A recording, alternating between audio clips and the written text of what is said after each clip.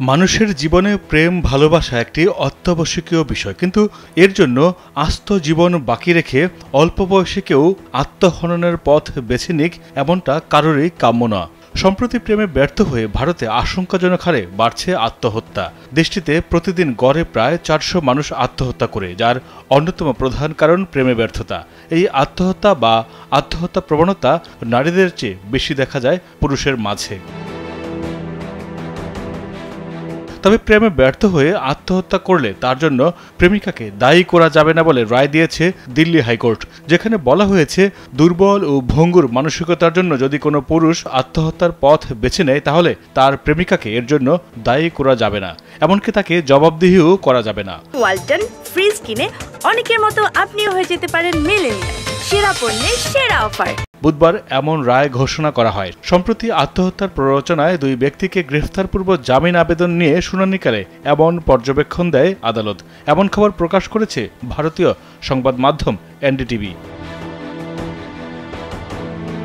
রায়ে বিচারক অমিত মহাজন বলেন, যদি ব্যর্থ প্রেমের কারণে একজন প্রেমিক আত্মহত্যা করেন, যদি পরীক্ষায় বাজে ফলের কারণে কোনো শিক্ষার্থী আত্মহত্যা করেন, যদি কোনো ক্লায়েন্টের মামলা খারিজ করে দেওয়ার কারণে তিনি আত্মহত্যা করেন, তাহলে ওই প্রেমিকা, পরীক্ষার্থী এবং আইনজীবীকে আত্মহত্যার জন্য দায়ী করা যাবে না। একজন নারী ও তার এক বন্ধুর জন্য আগাম জামিনের শুনানিকালে আদালত এই মন্তব্য করেন। ওই দুই ব্যক্তির বিরুদ্ধে অভিযোগ তাদের উস্কানিতে 2023 সালের একজন পুরুষ আত্মহত্যা করেছেন। নিহত ব্যক্তির পিতা থানায় অভিযোগে বলেন, আগে থেকেই তার ছেলের সঙ্গে প্রেমের সম্পর্ক ছিল ওই যুবতীর। একই সঙ্গে তিনি অন্য এক যুবকের সঙ্গেও রেখেছেন সম্পর্ক। দ্বিতীয় যুবক তাদের দুজনেরই বন্ধু। ওই যুবতীর দ্বিতীয় প্রেমিক এক পর্যায়ে প্রথম প্রেমিককে জানায় যুবতীর সঙ্গে তার শারীরিক সম্পর্ক আছে এবং তারা খুব শিগগিরই বিয়ে করতে যাচ্ছেন। একথা শুনে প্রথম প্রেমিক আত্মহত্যা করেন। তার মা তার রুম থেকে মৃতদেহ উদ্ধার করেন। সেখানে একটি আত্মহত্যার চিরকুট পাওয়া যায়, যেখানে তিনি জানিয়ে যান ওই যুবতী ও তার দ্বিতীয় প্রেমিকের কারণে আত্মহত্যা করেছেন। আদালত বিষয়টি আমলে নিয়ে বলেছেন, চিরকুটের নাম উল্লেখ করে গেছেন মৃত ব্যক্তি, কিন্তু তার অর্থ এই নয় যে আত্মহত্যার প্ররোচনা দিয়েছেন তিনি।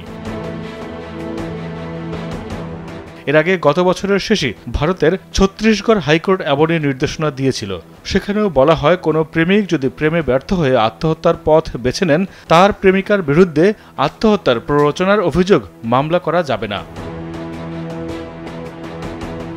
মাইদুর রহমান রুবেল, কালবেলা।